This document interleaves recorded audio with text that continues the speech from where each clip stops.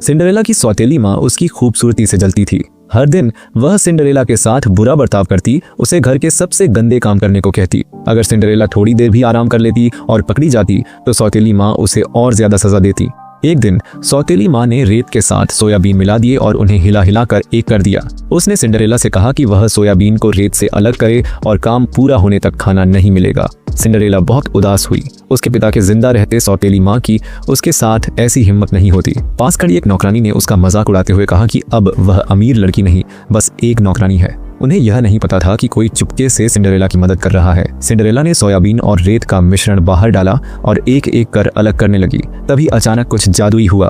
खिड़की पर कबूतरों का झुंड आकर चहचहाने लगा। सिंड्रेला ने खिड़की खोली और कबूतर सीधे सोयाबीन की ओर उड़े, लेकिन उन्होंने सोयाबीन खाने की बजाय एक एक करके उन्हें चुनकर टोकरी में डाल दिया। काम चुटकियों में पूरा हो गया। सिंड्रेला खुशी से झूम उठी। अब कबूतरों ने उसकी मदद कर दी थी तो वह बाहर खेलने जा सकती थी। वह अपने पसंदीदा सफेद घोड़े से मिलने अस्तबल गई। उसके पिता ने यह घोड़ा उसके लिए खरीदा था, लेकिन अब सौतेली माँ इसे अपना बताती थी। खुशकिस्मती से अस्तबल का मालिक सिंड्रेला को चुपके से घोड़ा चलाने देता था। वह घोड़े पर चढ़ी और बर्फीले मैदानों में दौड़ पड़ी। उसे पहली बार इतनी आज़ादी और खुशी महसूस हुई। दौड़ते समय उसे पास में कुछ शोर सुनाई दिया। 3 शिकारी एक छोटे हिरण का पीछा कर रहे थे। उनमें से एक ने हिरण पर तीर चलाने के लिए कमान खींची।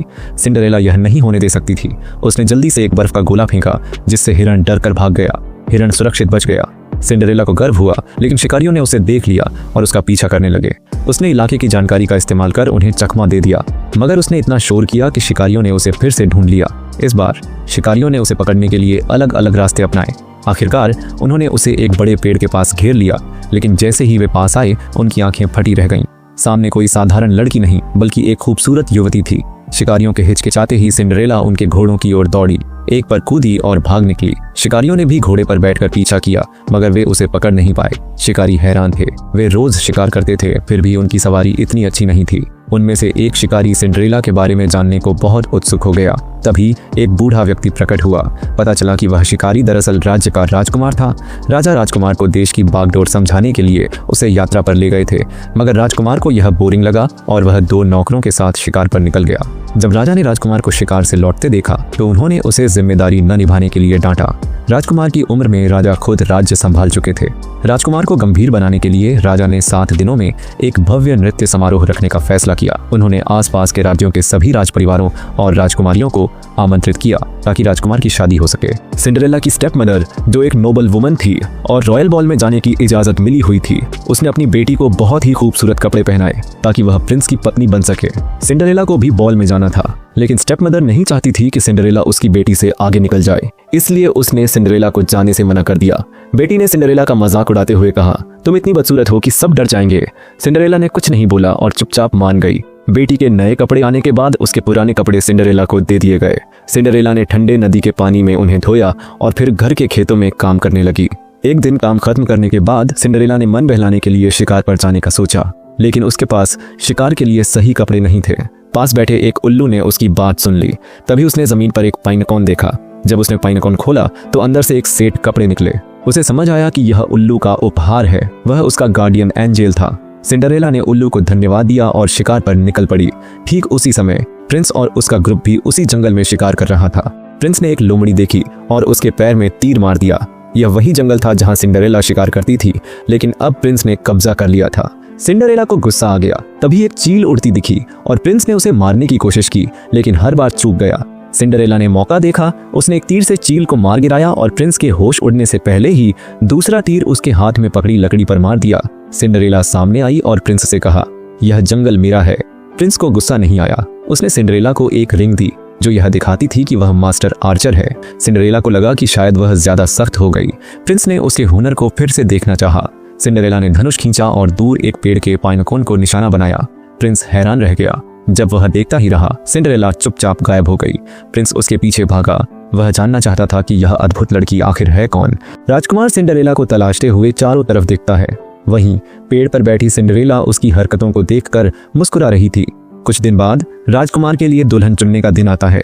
सिंड्रेला की सौतेली माँ और सौतेली बहनें खूब सज धज कर महल के नृत्य समारोह में जाने के लिए तैयार हो जाती हैं। जाते समय सौतेली माँ ने सिंड्रेला को एक काम दे दिया। उसने मटर और मक्का के दानों को मिला दिया और सिंड्रेला से उन्हें अलग करने को कहा। मुश्किल तब और बढ़ गई जब सौतेली बहन ने उस मिश्रण पर पैरों से कुचल दिया, जिससे सिंड्रेला का काम और भी कठिन हो गया। सिंड्रेला बहुत दुखी हुई और उसे लगा कि उसके साथ अन्याय हो रहा है।